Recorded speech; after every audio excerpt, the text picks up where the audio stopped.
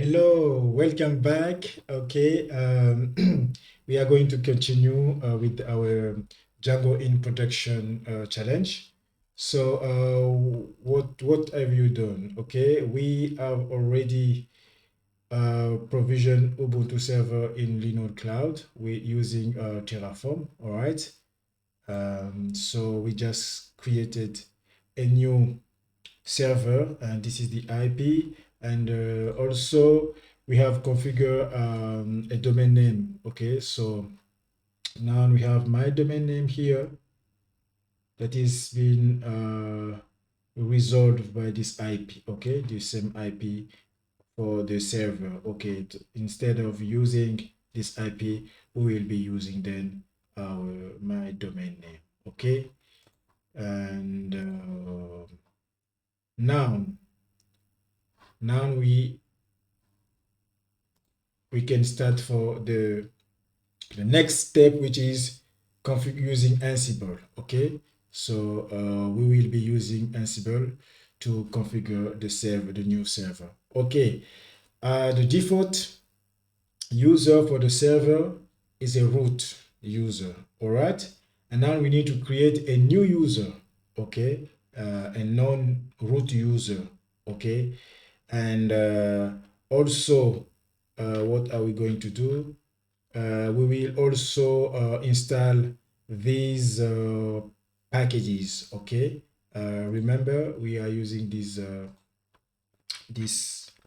this tutorial, so we need to install these packages from the Ubuntu repositories. Okay, and instead of doing it manually, we are using Ansible to do that. Okay, so I have here my variables, and I have the first task is to update. As you may know, we have to update our system, and then we can install the packages. Here we use in Ansible, you have a module for every almost anything you want to do. Okay, to update, we are using this apt module, which is also the packet manager for Ubuntu. We always use apt to update and to upgrade. We use also apt to install packages. Okay, we have the same module in Ansible to do that. Okay, here I'm using a loop. Okay, the name of the package to be installed item, but the items, I'm listing all the items here. Okay, we're gonna install this one: Python 3 dev, Python 3 pip. We need pip, we need virtual env to create a Python virtual environment, and and so on and so on. And then we can use the module user to add a new user. Okay, we need to give a username, or the name, so we give the username, and password, we give the password. I'm using variables here instead of just hard coding values here. Okay, because we need to it's a best practice to use variables, but also for the sensitive information, we don't need to display them here. Okay, and here we are giving a default shell to that new user, which is bash, and we are adding the new user to the sudo group so that the new user can have some sudo privileges. And also we append, meaning what we want is not to change, because if you don't append, if you don't put yes, if you put no, for example, it will add the new user to this group, but it will remove the user to the previous group. Okay, and that's not what we want. Okay, we just want to append, to have another group, but without removing the previous group. All right, and then we need also to give a public SSH key to the user, because remember we will be using this new user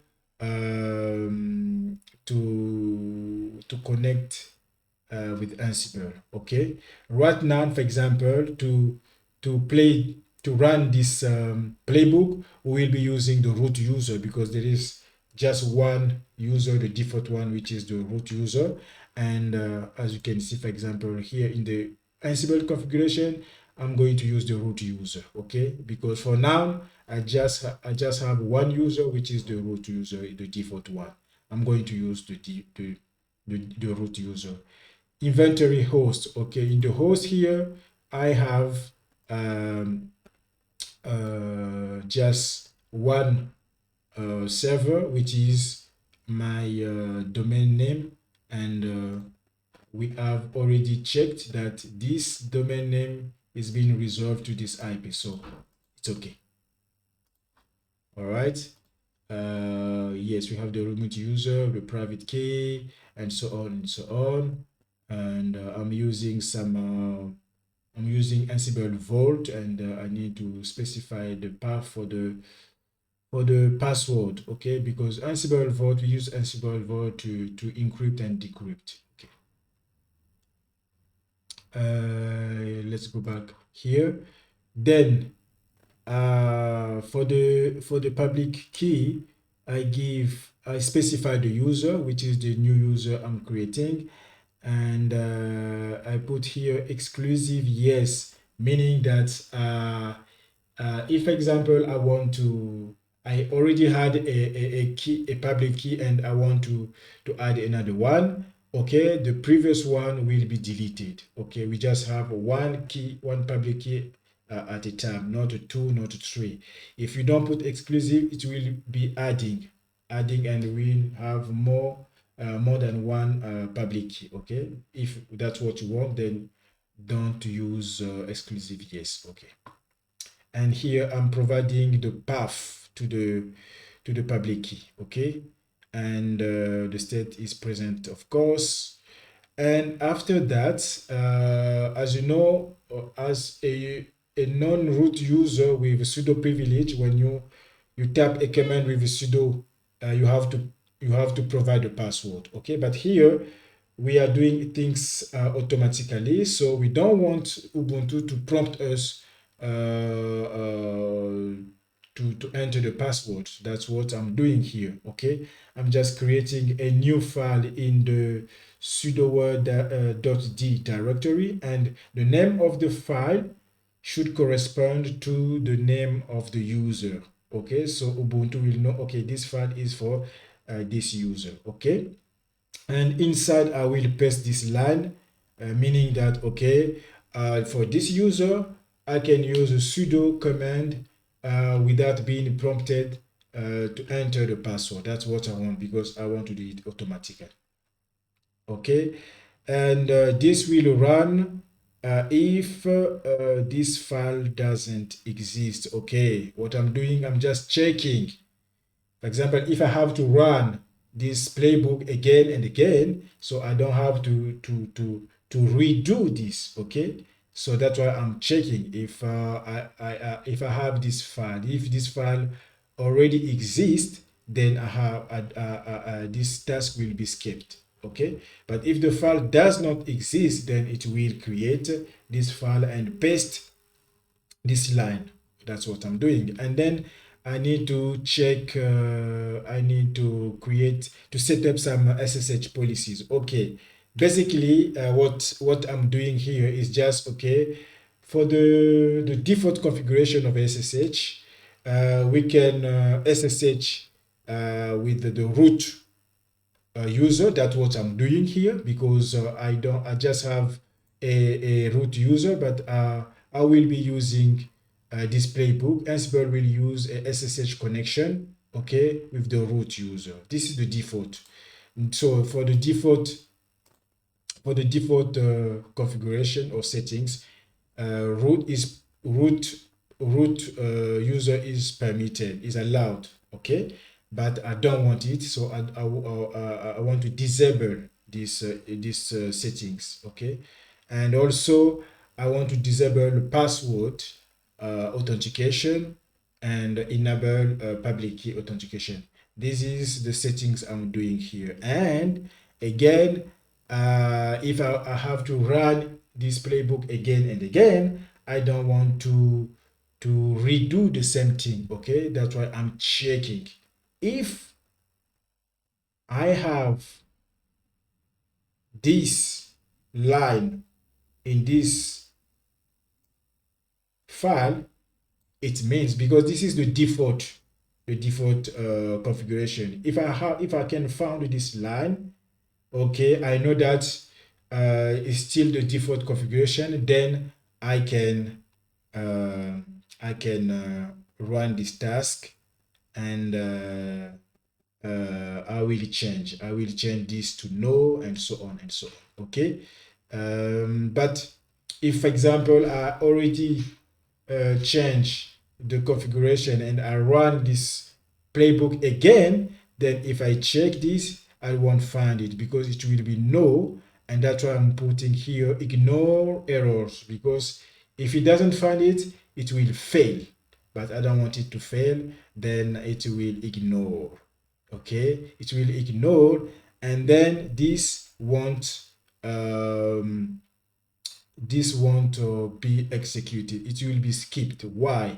Because if I have an error here, because it didn't find this line, because now it's no, meaning it will exit with a code which will be a non-zero code. Okay, and that's why I'm saying here, if the return code is equal to 0, meaning he did find this one, okay, you can run this script to change the configuration. But if, for example, I have already changed it, and I didn't find this line, meaning I have no here, it will exit with a non zero code. In this case, I think it will be 1. Okay, and when we will check here, it will be false. Then it will skip this. It will skip this task. Okay. Okay, but if the task is not skipped, and it will notify the handler to run this task, which is restart the SSHD.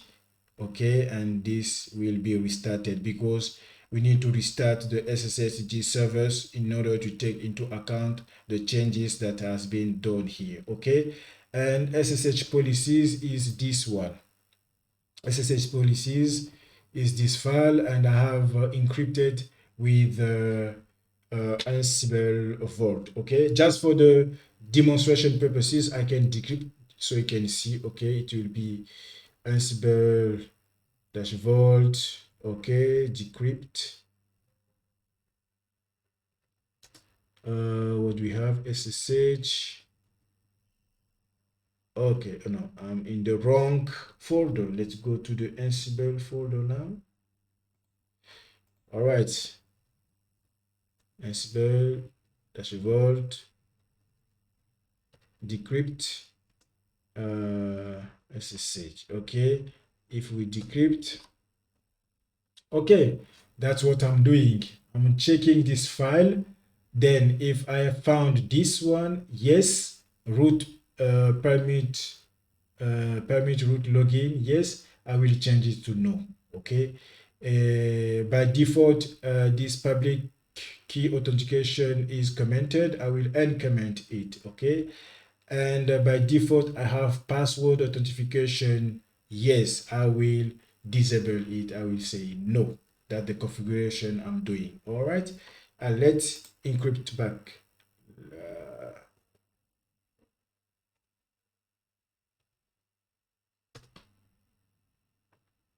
All right, now we can run and see. All right, now we have Ansible playbook create. Okay, and let's see.